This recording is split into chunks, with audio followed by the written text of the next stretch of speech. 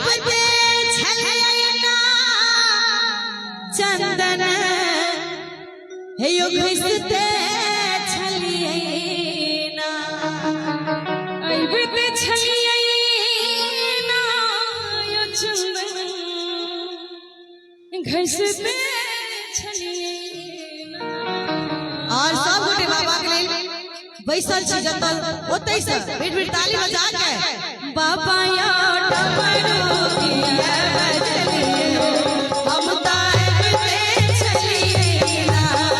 बाबा या डमरू दिया बजलिए हम तारते छलिए ना। आई बजे छलिए ना यो चंदन घिसते छलिए ना।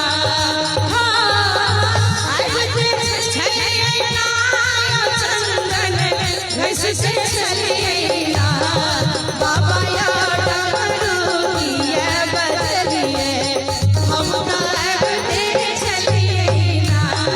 बाबा या डमरू दिया बजलिए हम तारते छलियैना।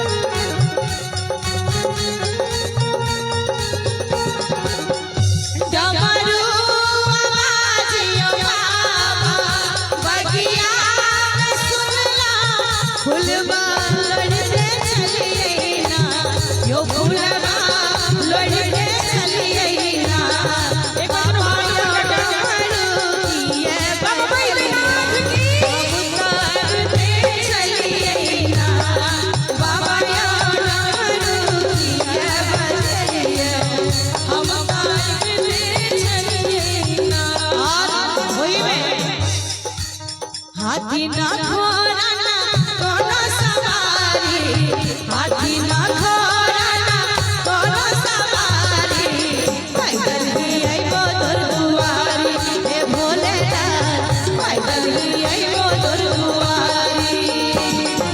बोल बम के नारा बा इहे एक सहारा बा, बोल बम के नारा बा इहे एक सहारा बा। बोल बम बोल बम बोल बम बोल बम।